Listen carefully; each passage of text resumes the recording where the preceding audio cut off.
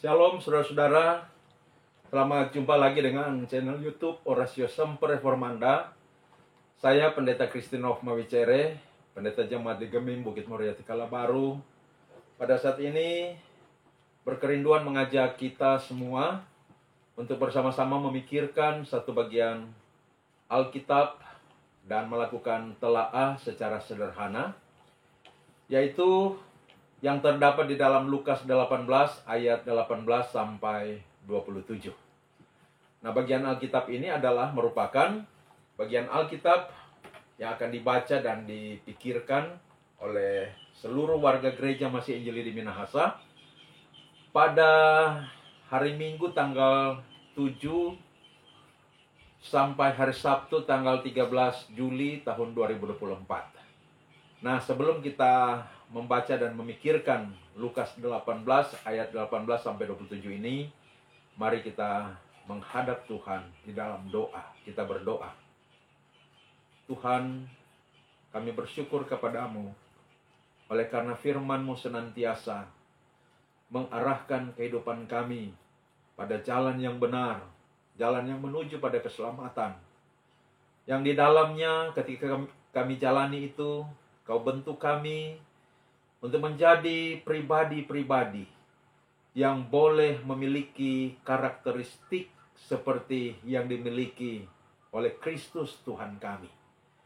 Dan Engkau lakukan itu melalui firman-Mu yang di dalam pekerjaan kuasa Roh Kudus diberitakan, kami terima, lalu Roh Kudus bekerja di dalam diri kami untuk membuat firman itu berkuasa membentuk pikiran, tutur kata, dan perilaku kami.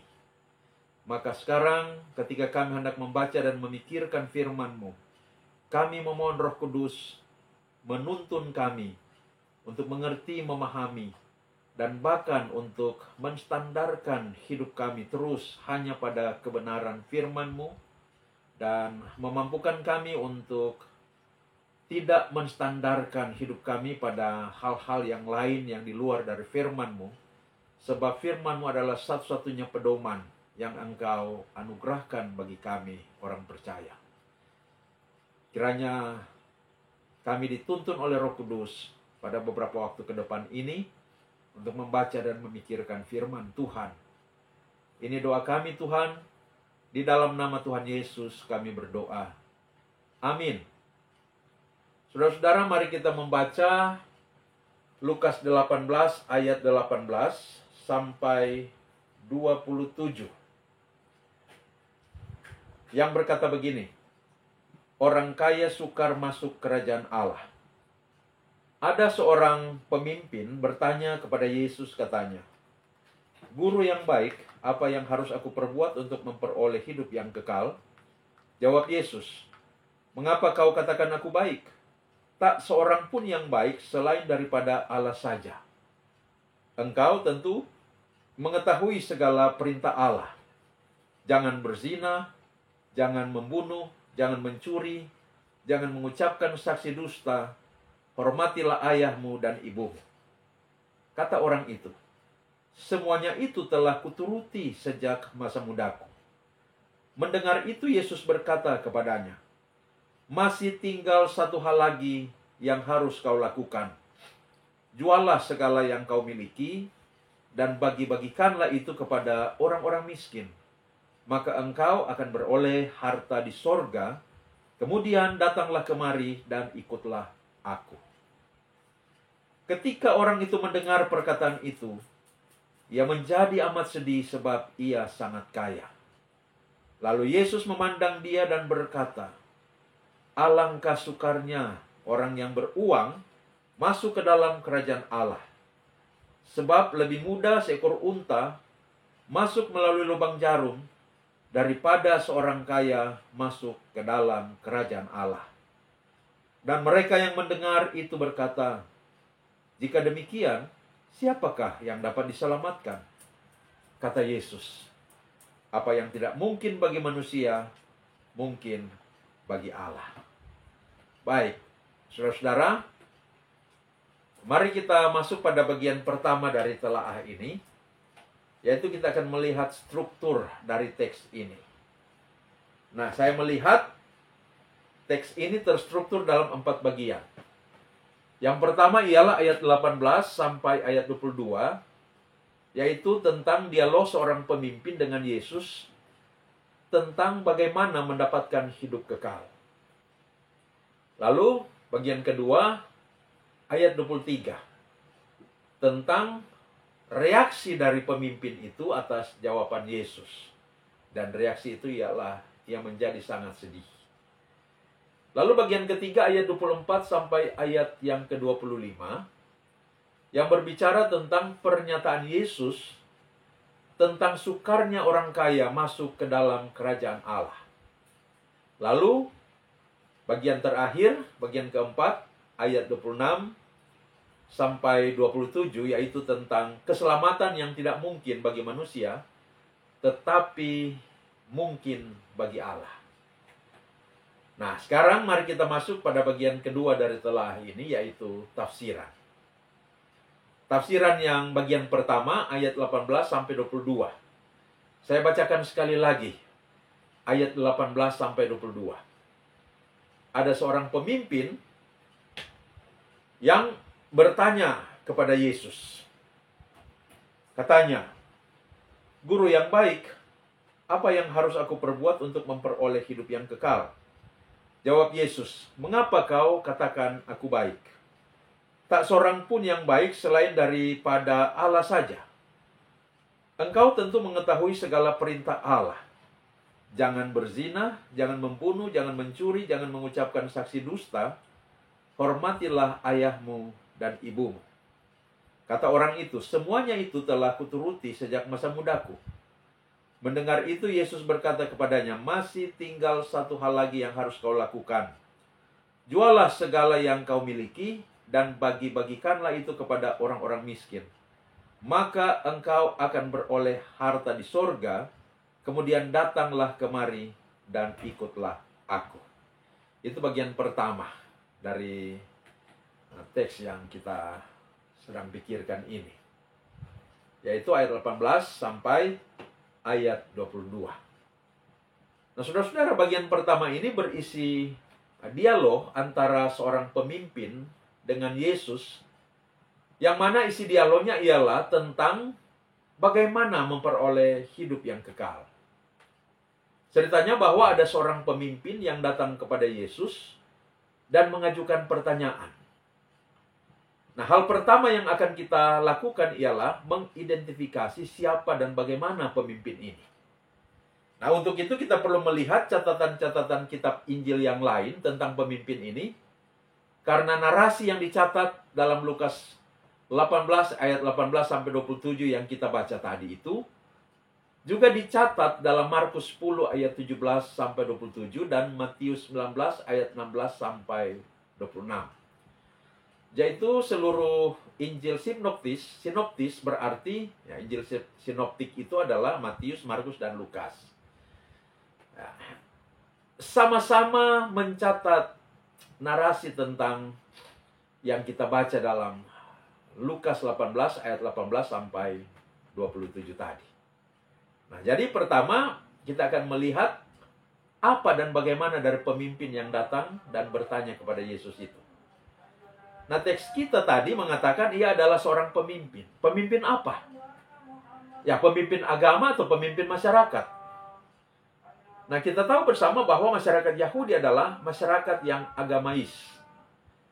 Kehidupan beragama dan bermasyarakat tak terpisahkan satu dengan yang lain. Karena itu, pemimpin agama dalam masyarakat Yahudi adalah juga pemimpin masyarakat. Menurut seorang teolog dan ahli biblika yang bernama John MacArthur, pemimpin yang datang pada Yesus ini adalah seorang pemimpin sebuah sinagog dan seorang ahli Taurat dari golongan Farisi. Sinagog adalah tempat ibadah orang Yahudi. Jadi, umat Yahudi, termasuk umat Yahudi yang ada di seluruh dunia, mereka hanya mempunyai satu bait suci saja. yaitu bait suci yang ada di Yerusalem.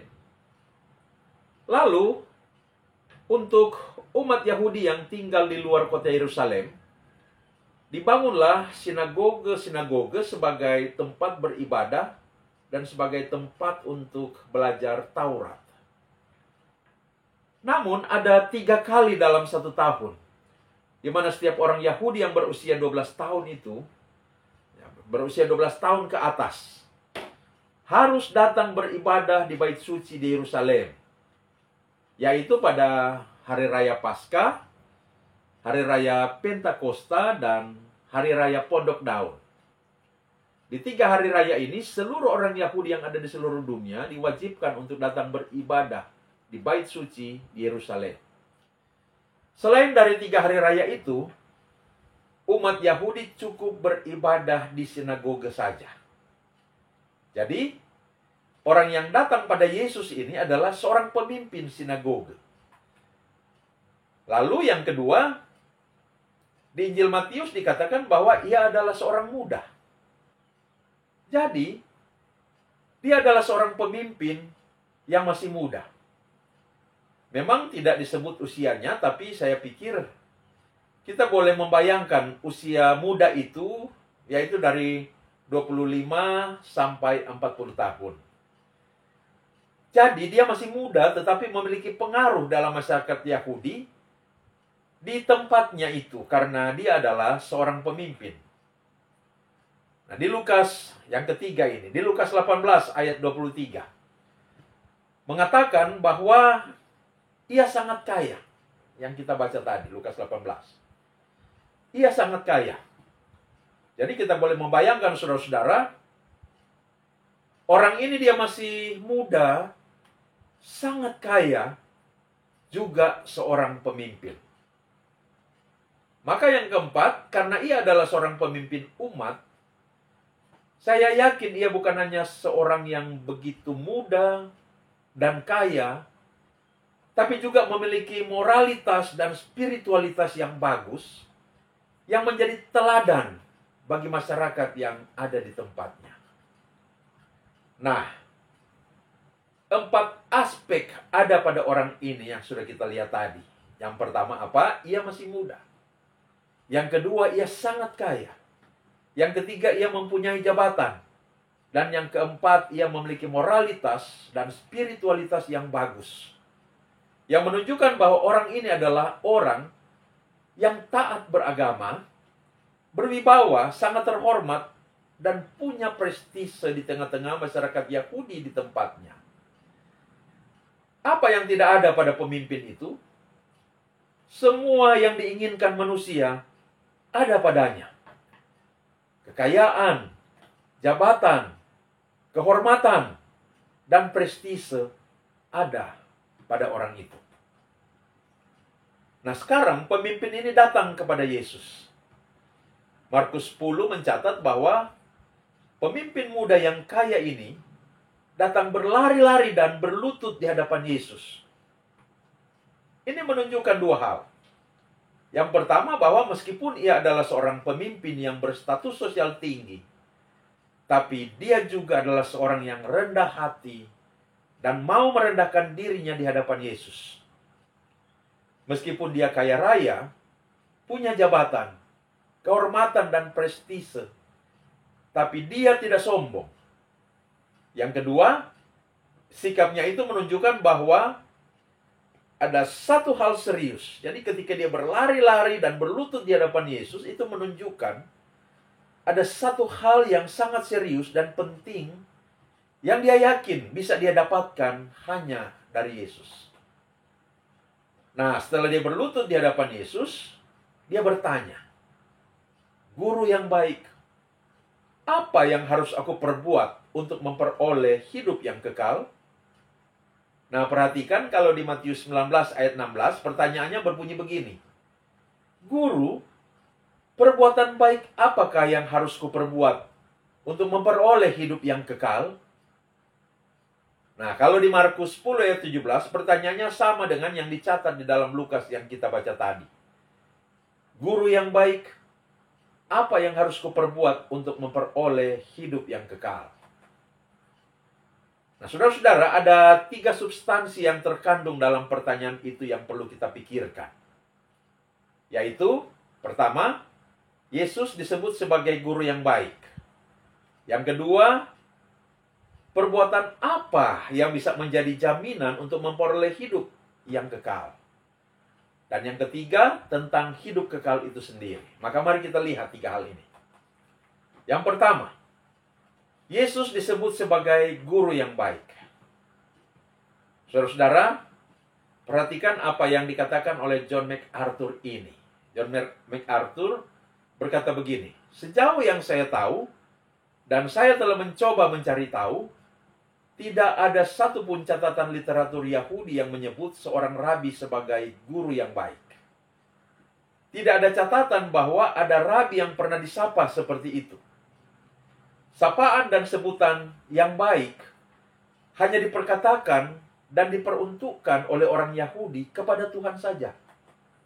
Jadi, pemimpin ini ketika dia datang kepada Yesus dan menyebut Yesus sebagai guru yang baik, itu menunjukkan bahwa dia telah memiliki sebuah asumsi kalau bukan sebuah keyakinan. Bahwa di dalam Yesus ada unsur keilahian atau bahkan dia yakin bahwa Yesus adalah sosok yang datang dari Tuhan. Atau bahkan dia yakin Yesus adalah Kristus, Mesias yang diutus Tuhan. Namun dia belum berani menyapa Yesus sebagai Kristus di hadapan orang Yahudi yang banyak. Atau bahkan dia telah memiliki sebuah asumsi kalau bukan keyakinan bahwa Yesus adalah Tuhan. Yang kedua, tentang pertanyaan dari pemimpin ini.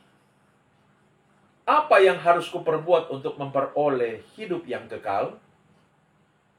Atau perbuatan baik apakah yang harus kuperbuat untuk memperoleh hidup yang kekal? Sesungguhnya pemimpin ini menanyakan standar perbuatan seperti apakah yang bisa menjadi jaminan untuk seseorang memperoleh hidup yang kekal. Jadi, konsep yang ada di dalam pikiran dari pemimpin ini, kunci dari keselamatan, kunci dari hidup kekal, terletak pada perbuatan. Itu tidak heran, saudara-saudara, karena ajaran agama Yahudi memang seperti itu. Bahwa syarat seseorang beroleh keselamatan hidup kekal ialah melakukan hukum Tuhan. Dan sebenarnya bukan hanya agama Yahudi, tetapi semua agama di dunia ini, kecuali kekristenan yang Alkitabiah, mengajarkan hal yang sama, bahwa kunci keselamatan seseorang terletak pada perbuatannya, yaitu melakukan hukum-hukum dan perintah-perintah agama. Nah, sekarang yang ketiga tentang hidup kekal. Apa yang dimaksud dengan hidup kekal di sini? Nah, mari kita lihat Yohanes 17 ayat 3. Yohanes 17 ayat 3 berkata, dan inilah hidup yang kekal, supaya mereka mengenal Engkau satu-satunya Tuhan yang benar, dan Yesus Kristus yang telah Engkau utus. Jadi saudara-saudara, apakah hidup yang kekal itu? Yaitu mengenal Tuhan, memiliki relasi dengan Tuhan, hidup dalam persekutuan dengan Tuhan, hidup dalam hidupnya Tuhan. Itulah hidup kekal. Lalu 1 Yohanes 5 ayat 20 mengatakan begini. Akan tetapi kita tahu bahwa Anak Allah telah datang dan telah mengaruniakan pengertian kepada kita, supaya kita mengenal yang benar. Dan kita ada di dalam yang benar, di dalam anaknya Yesus Kristus. Dia adalah Allah yang benar dan hidup yang kekal.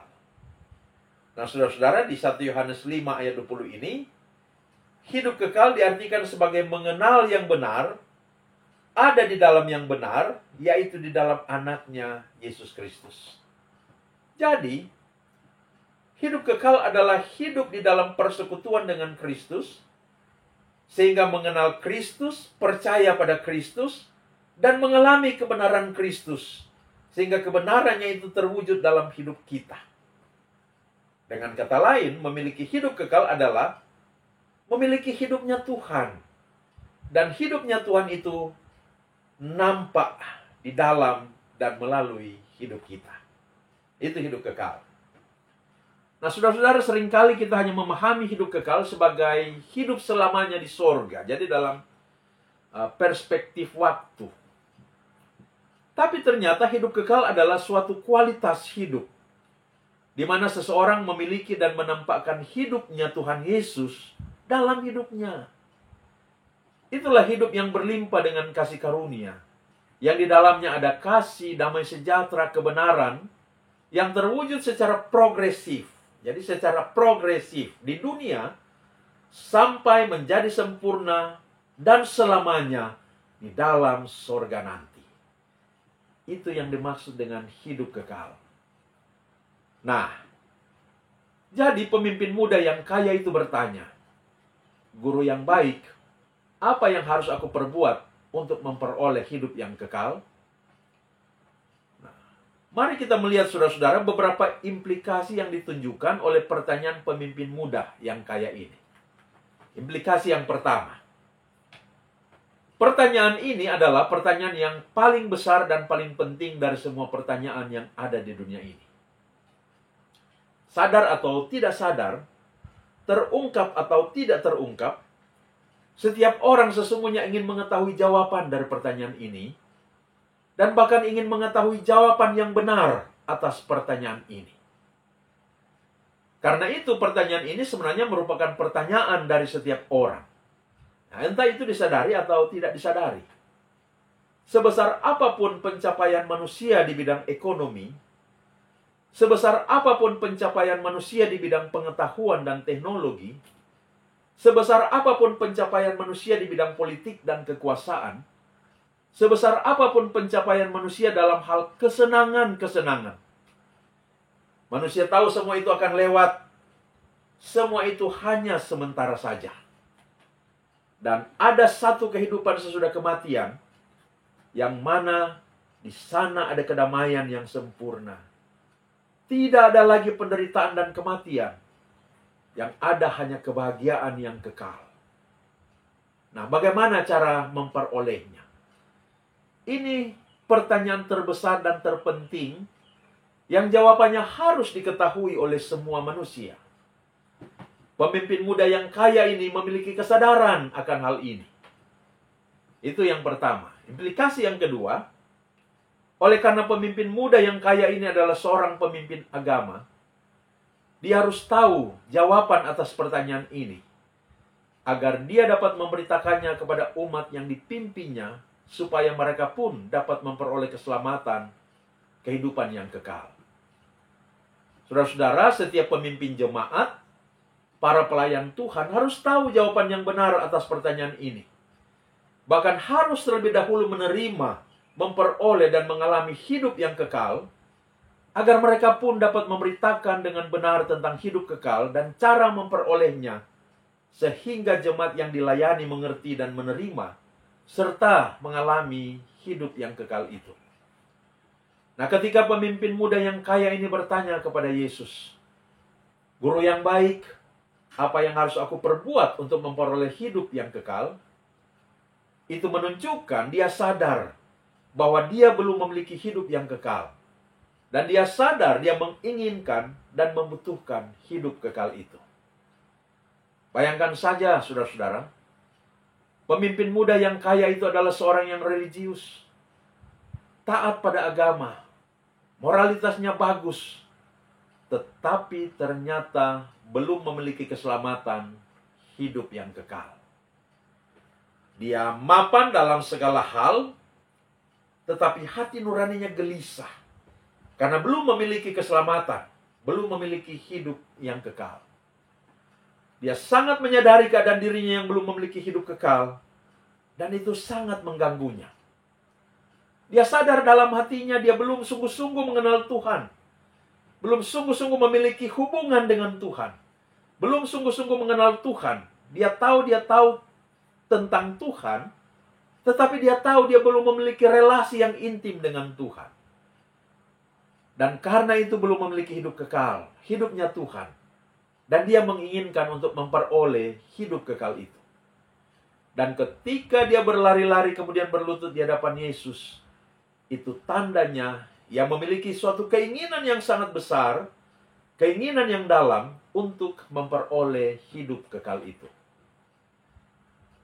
Saudara-saudara, seluruh ketaatan agamawi dari pemimpin muda yang kaya ini, seluruh moralitasnya, seluruh kekayaannya, seluruh prestisenya, seluruh gengsinya, belum memberinya rasa percaya diri, kedamaian, kegembiraan, dan kepastian keselamatan.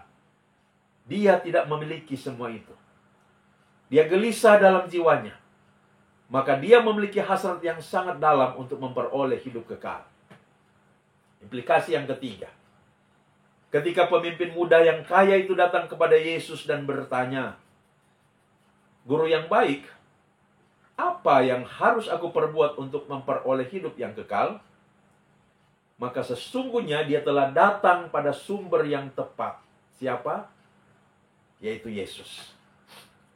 Ada begitu banyak orang di dalam dunia ini yang memiliki keinginan yang dalam untuk memperoleh hidup yang kekal. Ada begitu banyak orang di dalam dunia ini yang bertekun mencari hidup yang kekal, tetapi datang pada sumber yang salah dan berakhir pada tempat yang salah. Bergabung dengan agama yang salah, menjumpai pengajar yang salah, dan mendapatkan ajaran yang salah. Tetapi pemimpin muda yang kaya ini datang pada sumber yang benar, sumber kehidupan sejati, pemilik dari hidup yang kekal itu sendiri, yaitu Yesus.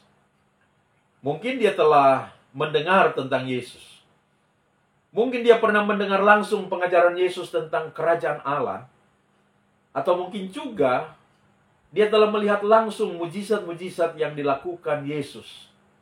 Lalu mulai muncul kepercayaan di dalam dirinya bahwa Yesus adalah Tuhan, dan sebagai Tuhan dia adalah sumber hidup yang kekal. Maka dia datang dengan berlari, lalu berlutut di hadapan Yesus dan bertanya, "Guru yang baik, apa yang harus aku perbuat untuk memperoleh hidup yang kekal?"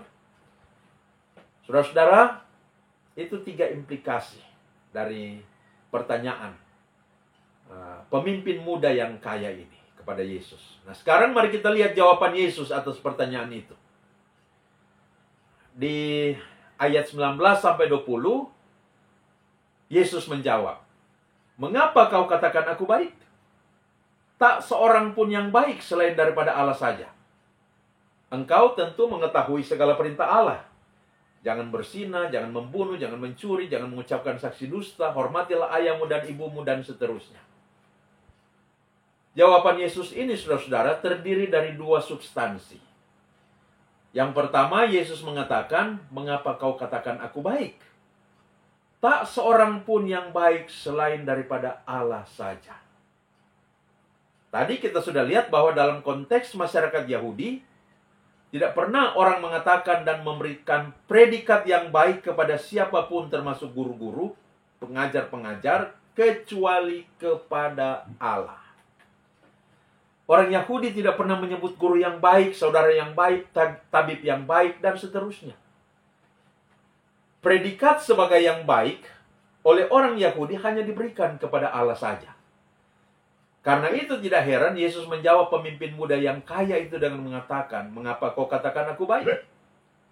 Tak seorang pun yang baik selain daripada Allah saja." Dengan demikian, jawaban Yesus ini mengkonfirmasi atau menegaskan secara tidak langsung bahwa kalau pemimpin itu berpikir bahwa Yesus adalah Allah, maka pikirannya itu tidak keliru sebab memang Yesus adalah Allah. Lalu yang kedua, Yesus berkata, "Engkau tentu mengetahui segala perintah Allah. Jangan berzina, jangan membunuh, jangan mencuri, jangan mengucapkan saksi dusta, hormatilah ayahmu dan ibumu." Perintah dari Yesus ini adalah bagian kedua dari 10 hukum Taurat. Ya, jadi perintah yang disebut Yesus itu adalah bagian kedua dari hukum Taurat, yaitu berbicara mengenai relasi manusia dengan sesama. Ada satu lagi yang sebenarnya tidak disebut secara eksplisit dari bagian kedua hukum Taurat ini, yaitu jangan mengingini barang kepunyaan sesamamu.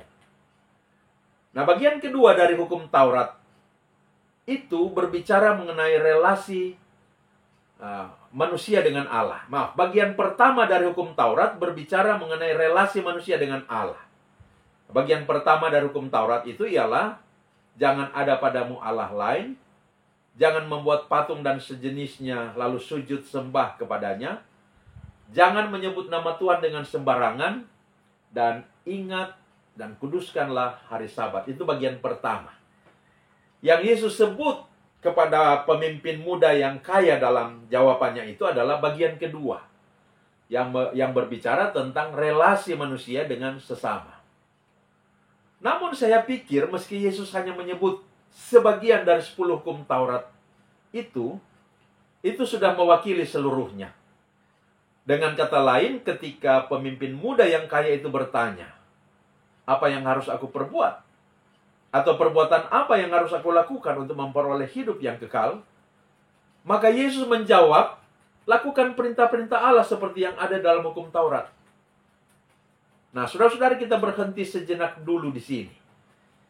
Kita pertanyakan dulu jawaban Yesus ini. Benarkah bahwa melakukan hukum Tuhan adalah syarat untuk memperoleh hidup kekal? Benarkah perbuatan manusia itu menjadi syarat untuk memperoleh keselamatan? Bukankah doktrin gereja mengatakan bahwa manusia diselamatkan oleh iman dan bukan oleh perbuatan? Bukankah doktrin gereja mengajarkan bahwa hanya oleh anugerah Allah kita memperoleh hidup yang kekal dan bukan karena jasa dan kebaikan kita? Baik, biarlah pertanyaan-pertanyaan itu tetap ada dalam pikiran kita. Dan sekarang mari kita lanjut dengan dialog pemimpin muda yang kaya itu dengan Yesus. Ketika Yesus menjawab bahwa untuk memperoleh hidup kekal dia harus melakukan hukum Tuhan, sang pemimpin muda yang kaya itu berkata, semuanya itu telah kuturuti sejak masa mudaku. Saya membayangkan saudara-saudara bahwa dengan mata yang berbinar-binar dan penuh rasa bangga, ia berkata kepada Yesus, sejak masa kecil, saya sudah hidup menuruti hukum Taurat. Saya sudah melakukan semua perintah dalam hukum Taurat sejak saya masih kecil. Lalu Yesus katakan apa? Ayat 22 mencatat, mendengar itu Yesus berkata kepadanya, masih tinggal satu hal lagi yang harus kau lakukan. Jualah segala yang kau miliki dan bagi-bagikanlah itu kepada orang-orang miskin. Maka engkau akan beroleh harta di sorga. Kemudian datanglah kemari dan ikutlah aku. Saudara-saudara, saya lebih suka jawaban Yesus yang dicatat dalam Markus 10 ayat 20-21. Yang berkata begini. Lalu kata orang itu kepadanya, Guru, semuanya itu telah kuturuti sejak masa mudaku. Tetapi Yesus memandang dia dan menaruh kasih kepadanya. Lalu berkata kepadanya, perhatikan jawaban Yesus. Hanya satu lagi kekuranganmu. Hanya satu lagi kekuranganmu. Pergilah, juallah apa yang kau miliki dan berikanlah itu kepada orang-orang miskin. Maka engkau akan beroleh harta di sorga. Kemudian datanglah kemari dan ikutlah aku. Jadi, pemimpin muda yang kaya ini mengatakan bahwa sejak kecil dia sudah melakukan semua perintah dalam hukum Taurat. Dan tentu dia berharap Yesus akan mengatakan, oh hebat. Kalau begitu engkau telah memperoleh hidup yang kekal. Bila demikian engkau telah memiliki keselamatan. Akan tetapi bukan itu yang dikatakan Yesus. Yesus berkata, masih ada satu hal yang kurang padamu. Masih ada satu kekurangan dalam dirimu. Apa? Jualah segala yang kau miliki dan bagi-bagikanlah itu kepada orang-orang miskin. Artinya apa? Pertama, artinya Yesus menelanjangi dusta dari pemimpin muda yang kaya itu. Ternyata tidak benar dia telah melakukan seluruh perintah Allah. Dia berdusta. Atau katakanlah dia tidak sadar bahwa dia telah berdusta karena dia pikir dia adalah seorang yang benar, telah melakukan seluruh perintah dalam hukum Taurat sejak masa kecilnya. Tetapi ketika Yesus menyatakan kekurangannya, dia ditelanjangi. Dia baru sadar bahwa tidak benar dirinya telah melakukan seluruh perintah dalam hukum Taurat. Saudara-saudara, lepas dari Tuhan, manusia bisa terjebak pada yang namanya moralisme dan legalisme, yang membuat kita manusia bisa berpikir bahwa kita adalah orang yang baik dan benar, yang sempurna dalam beragama, dan karena itu layak diganjar dengan keselamatan oleh Tuhan. Tetapi justru inilah bahaya yang mengerikan yang tidak disadari oleh manusia. Ketika agama menjadi topeng yang menutup kekurangan pada wajah yang rusak dengan borok-borok dosa, manusia mengira topeng yang indah itu adalah wajahnya sendiri, sehingga dia tidak dapat melihat lagi kekurangan dan bahkan dosanya sendiri, dan berpikir tidak membutuhkan anugerah dari Tuhan, malah berpikir berhak atas keselamatan atau hidup yang kekal. Ini yang ditelanjangi oleh Yesus dari pemimpin muda yang kaya ini. Yang kedua, Yesus berkata, masih ada satu hal yang kurang padamu. Itu bukan berarti memang hanya satu yang kurang pada orang ini. Saya yakin ada banyak kekurangan yang ada pada diri pemimpin muda yang kaya itu. Sebagaimana setiap orang, sehebat dan sebaik apapun dia, masih punya banyak kekurangan.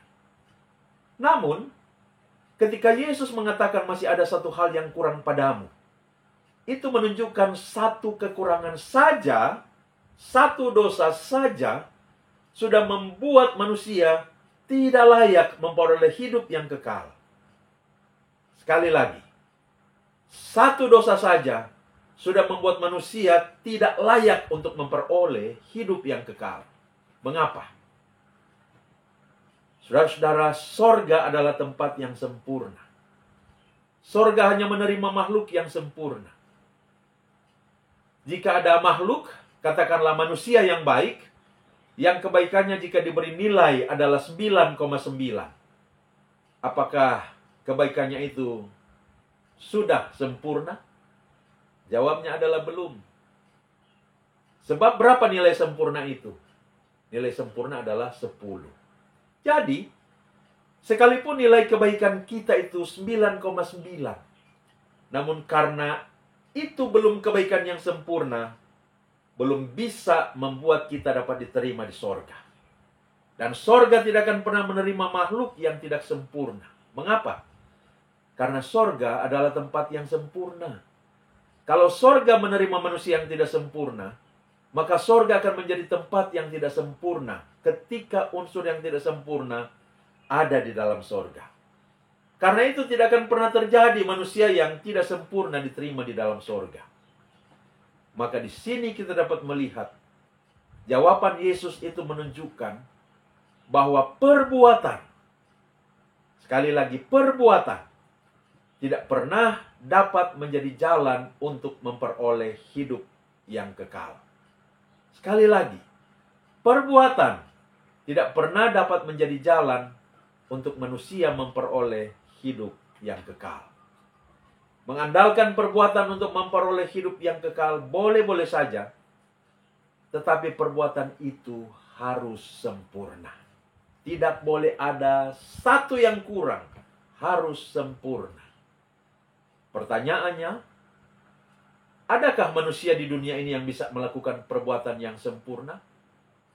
Adakah di dunia ini manusia bisa melakukan perintah-perintah agama dengan sempurna? Adakah di dunia ini manusia yang bisa mewujudkan ibadah yang sempurna? Adakah di dunia ini manusia yang bisa melakukan perbuatan-perbuatan baik dan amal secara sempurna? Jawabannya ialah tidak ada.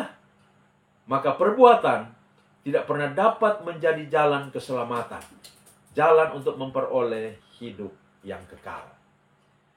Bila demikian, bagaimanakah manusia bisa memperoleh hidup yang kekal?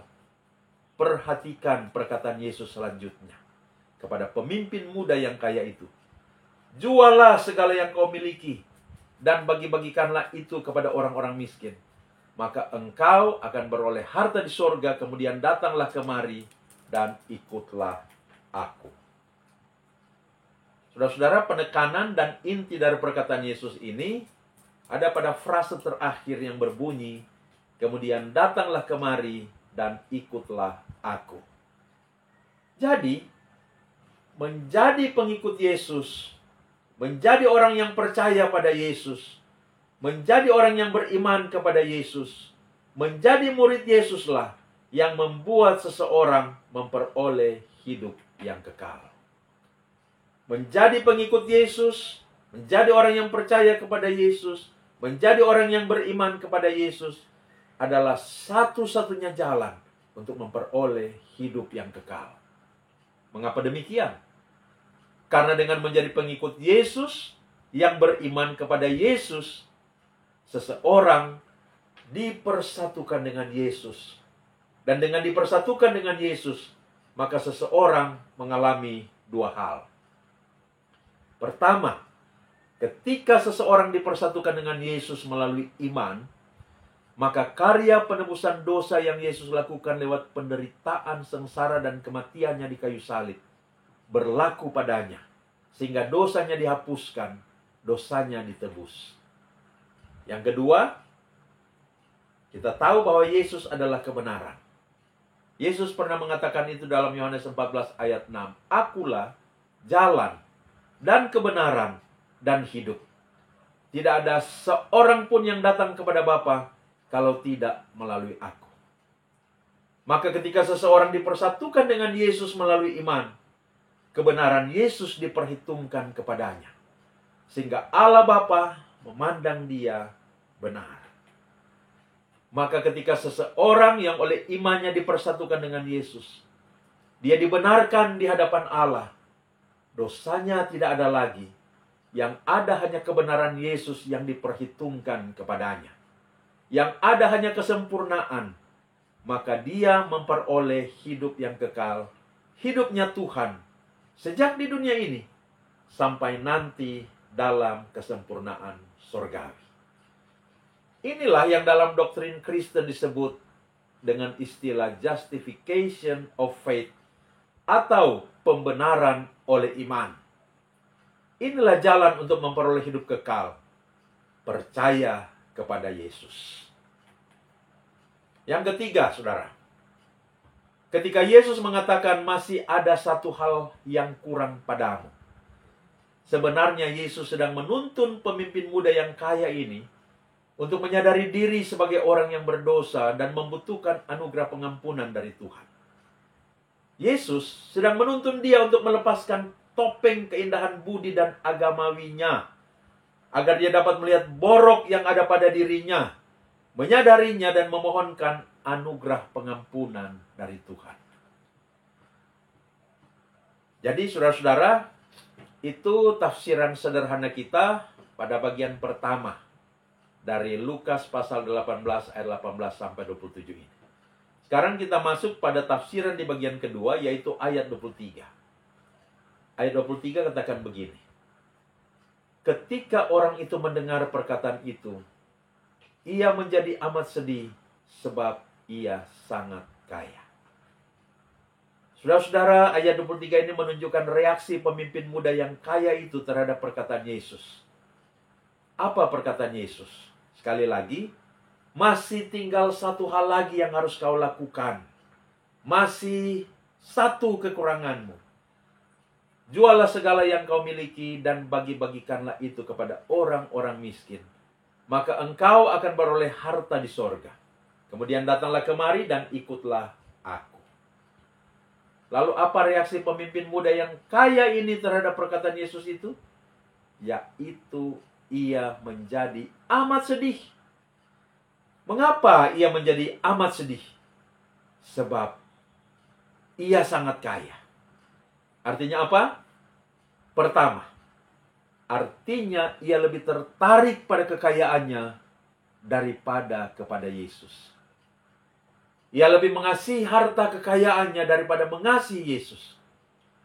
Ia lebih tertarik pada harta dunia daripada harta surga, yaitu hidup kekal. Ia tidak bersedia meninggalkan harta kekayaannya untuk mengikut Yesus. Ia lebih bersedia meninggalkan Yesus agar tetap memiliki harta kekayaannya. Ia lebih tertarik pada kesenangan yang sementara daripada kebahagiaan yang kekal. Yang kedua, artinya ia sedih ketika Yesus menelanjangi keberdosaannya. Karena berarti Ia tidak mau dosanya ditelanjangi.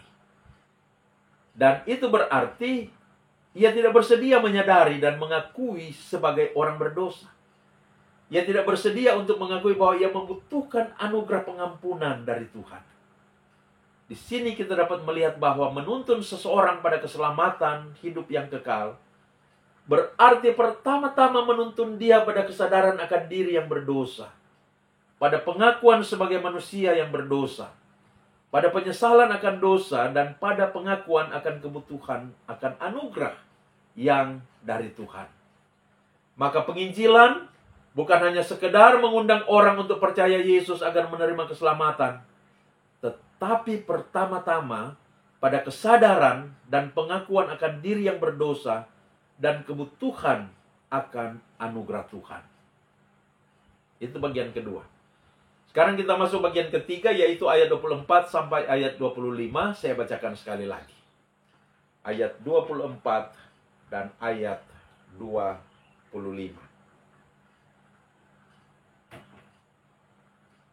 Lalu Yesus memandang dia dan berkata, "Alangkah sukarnya orang yang beruang masuk ke dalam kerajaan Allah. Sebab lebih mudah seekor unta masuk melalui lubang jarum daripada seorang kaya masuk ke dalam kerajaan Allah." Itu ayat 24 sampai ayat 25. Mengapa orang yang kaya, kata Yesus, sukar masuk ke dalam kerajaan Allah atau sukar memperoleh hidup yang kekal?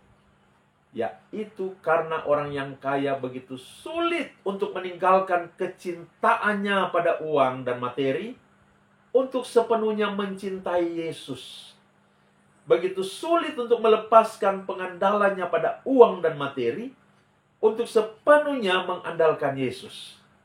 Begitu sulit untuk menempatkan Yesus sebagai prioritas utama dalam hidupnya. Karena yang selalu menjadi prioritas utamanya ialah uang dan harta. Karena orang kaya cenderung menganggap uang dan kekayaan lebih penting daripada kerajaan Allah atau hidup yang kekal. Maka sulit untuk masuk ke dalam kerajaan Allah. Menjadi pengikut Yesus, orang yang percaya kepada Yesus berarti menyerahkan hidup sepenuhnya kepada Yesus untuk dipimpin oleh Yesus dalam kehidupannya di dunia ini. Dan bahkan untuk dipimpin oleh Yesus sampai tiba di dalam sorga nanti. Menyerahkan hidup sepenuhnya kepada Yesus itu berarti mengasihi Dia melebihi apapun. Dan memprioritaskan Dia melebihi apapun. Meyakini Dia, Yesus yang lebih penting dari hal penting lainnya.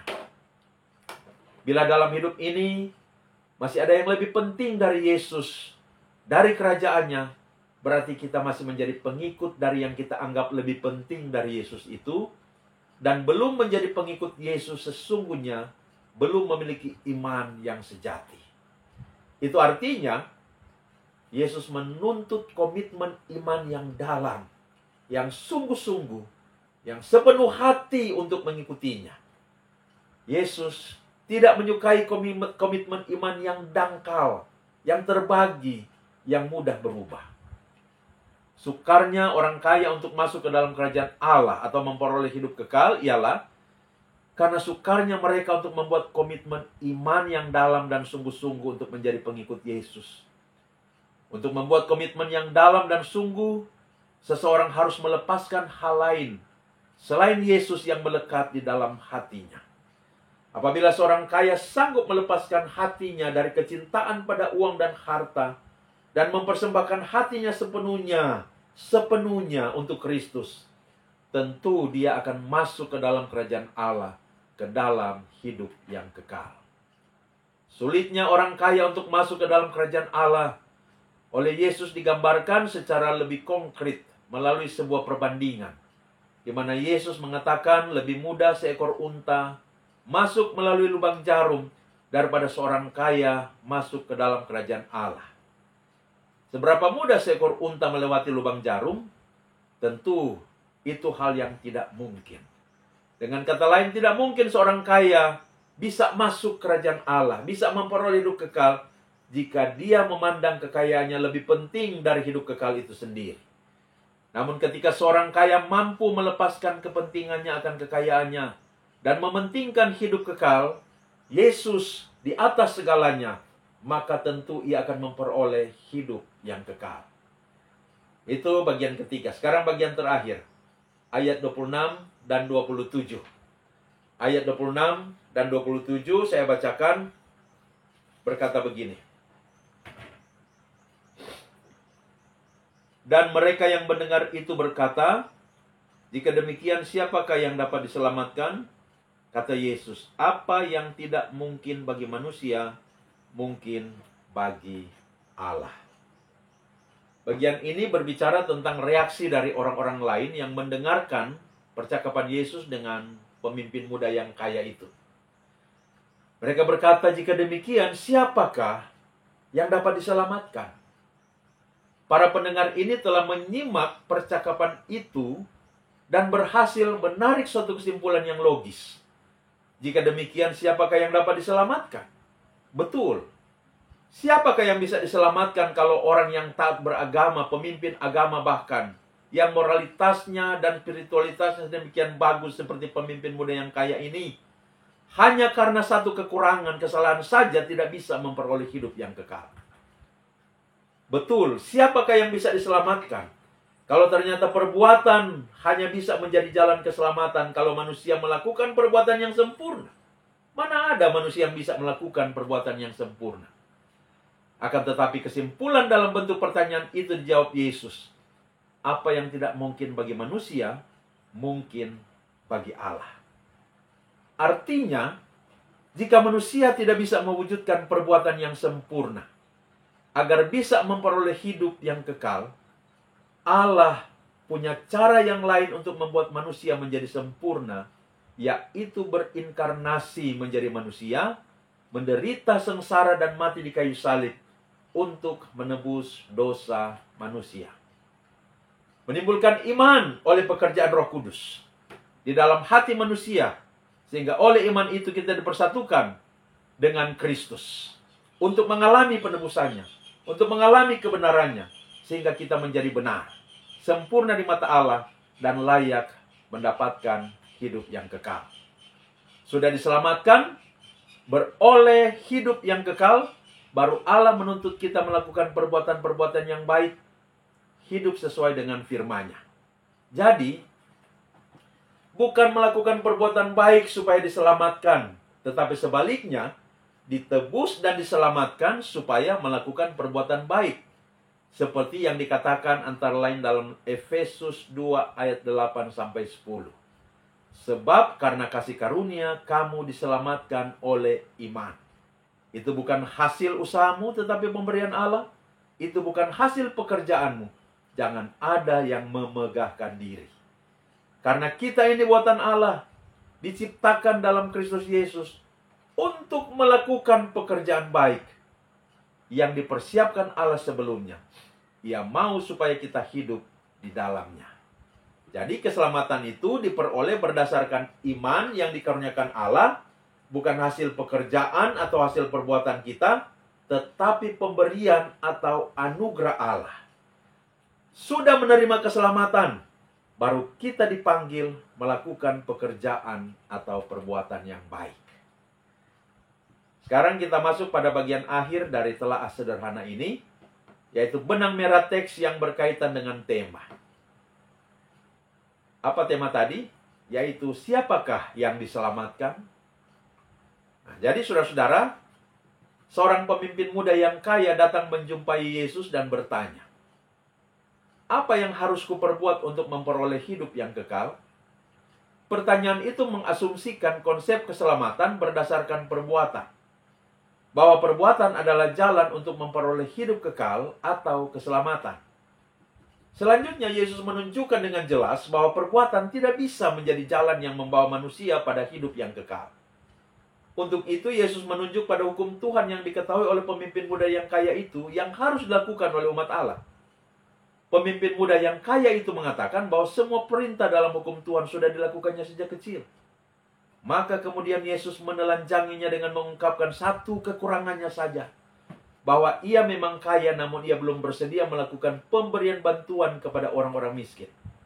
Bayangkan, satu kekurangan dalam perbuatan saja, satu kesalahan atau satu dosa saja sudah membuat seseorang tidak mungkin memperoleh hidup yang kekal. Jika perbuatan menjadi jalan keselamatan, boleh saja, tapi harus sempurna. Pertanyaannya, adakah manusia bisa melakukan perbuatan yang sempurna dalam hidupnya? Tidak ada, saudara. Padahal sorga adalah tempat yang sempurna, yang karena itu hanya akan menerima manusia yang sempurna. Tetapi karena tidak ada manusia yang bisa melakukan perbuatan yang sempurna, maka berarti tidak ada manusia yang akan diterima di sorga. Karena itulah, pertanyaan orang banyak, bila demikian siapakah yang akan diselamatkan? Adalah pertanyaan yang tepat, yang jawabannya sudah tersirat di dalamnya. Tidak ada, jika mengandalkan perbuatan. Akan tetapi Tuhan punya cara yang lain untuk membuat manusia beroleh keselamatan, beroleh kehidupan yang kekal. Yaitu dengan menjadi pengikut Yesus. Dengan menjadi orang yang percaya kepada Yesus. Dengan menjadi orang yang beriman kepada Yesus. Itulah satu-satunya jalan untuk memperoleh hidup yang kekal. Mengapa demikian? Karena dengan menjadi pengikut Yesus yang beriman kepada Yesus, seseorang dipersatukan dengan Yesus. Dan dengan dipersatukan dengan Yesus, maka seseorang mengalami dua hal. Pertama, ketika seseorang dipersatukan dengan Yesus melalui iman, maka karya penebusan dosa yang Yesus lakukan lewat penderitaan, sengsara, dan kematiannya di kayu salib berlaku padanya sehingga dosanya dihapuskan, ditebus. Yang kedua, Yesus adalah kebenaran. Yesus pernah mengatakan itu. Maka ketika seseorang dipersatukan dengan Yesus melalui iman, kebenaran Yesus diperhitungkan kepadanya, sehingga Allah Bapa memandang dia benar. Maka ketika seseorang yang oleh imannya dipersatukan dengan Yesus, dia dibenarkan di hadapan Allah, dosanya tidak ada lagi. Yang ada hanya kebenaran Yesus yang diperhitungkan kepadanya. Yang ada hanya kesempurnaan. Maka dia memperoleh hidup yang kekal. Hidupnya Tuhan. Sejak di dunia ini sampai nanti dalam kesempurnaan surgawi. Inilah yang dalam doktrin Kristen sekali lagi disebut justification of faith atau pembenaran oleh iman. Inilah jalan untuk memperoleh hidup yang kekal, percaya kepada Yesus. Sudah memperoleh keselamatan, sudah memperoleh hidup kekal melalui iman kepada Yesus, maka kita dipanggil oleh Tuhan untuk melakukan segala perbuatan yang baik. Jadi, posisi perbuatan baik itu sesudah keselamatan. Kalau posisi perbuatan baik itu sebelum keselamatan, berarti jadi syarat. Dan itu adalah syarat yang tidak akan pernah terpenuhi. Namun ketika perbuatan itu posisinya sesudah keselamatan, maka itu bermakna sebagai pengabdian dan tanda syukur kita kepada Tuhan yang telah menyelamatkan kita. Saudara-saudara, ada satu ilustrasi. Ada seorang yang sedang tenggelam di kolam, yang berteriak-teriak meminta pertolongan karena dia tidak tahu berenang. Tolong, tolong, tolong selamatkan aku mau tenggelam karena aku tidak tahu berenang. Lalu, ada seorang ahli renang berdiri di tepi kolam dan berkata kepadanya, supaya engkau tidak tenggelam, engkau harus tahu berenang. Maka mari kuajarkan engkau berenang. Berenang itu begini, tangan kanan diputar, ganti tangan kiri diputar, kaki dikepak-kepak, begitu seterusnya berganti-gantian.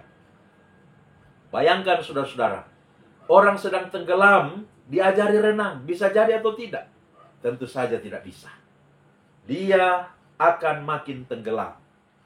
Jadi bagaimana caranya? Caranya ialah kita harus turun, terjun ke kolam itu, selamatkan dia, keluarkan dari kolam, bawa ke tepi kolam. Sudah selamat, baru ajari dia renang, supaya bisa berenang. Itu juga yang Tuhan kita lakukan. Kita sedang tenggelam dalam lumpur dosa.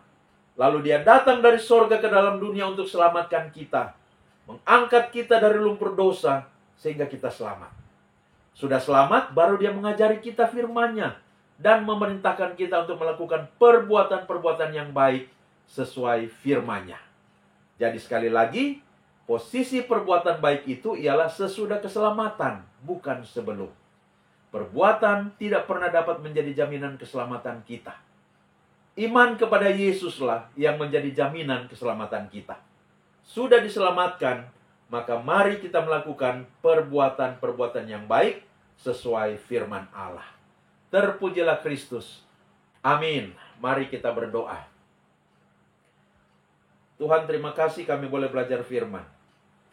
Kiranya kami akan terus menyadari bahwa keselamatan, kehidupan yang kekal diperoleh melalui karya Kristus yang menebus kami di kayu salib, yang kami terima dengan iman. Melalui iman, kami mempersembahkan hidup kami kepada Yesus, untuk dipimpin oleh Yesus dalam perjalanan hidup di dunia ini sampai hidup kekal di dalam sorga nanti. Kiranya kami selalu akan mengingat hal ini, dan karena itu akan mengabdikan hidup kami kepada Tuhan, karena Tuhan sudah menebus kami dan menyelamatkan kami. Terima kasih Tuhan. Kiranya Engkau memberkati pemberitaan-pemberitaan firman Tuhan yang akan dilaksanakan dari tanggal 7 sampai tanggal 13 Juli di Gereja Masjid Injili di Minahasa, di seluruh jemaat, di seluruh kolom, seluruh tempat di mana firman-Mu akan diberitakan. Dan kiranya iman orang-orang percaya warga Gemi makin hari makin maju, makin bertumbuh, makin diberkati oleh Tuhan. Terpujilah nama-Mu Tuhan. Ini doa kami. Di dalam nama Tuhan Yesus kami berdoa. Amin. Saudara-saudara, demikian untuk edisi kali ini. Telah sederhana Lukas 18 ayat 18 sampai 27. Sampai berjumpa kembali di edisi yang lain. Dan jika ada dari saudara-saudara yang mengikuti siaran kami ini dan belum pernah menekan tombol subscribe, berkenan kiranya untuk menekannya, tombol subscribe, agar supaya kami dapat lebih mengembangkan pelayanan-pelayanan lewat media sosial. Terpujilah Kristus, Tuhan memberkati kita semua. Amin.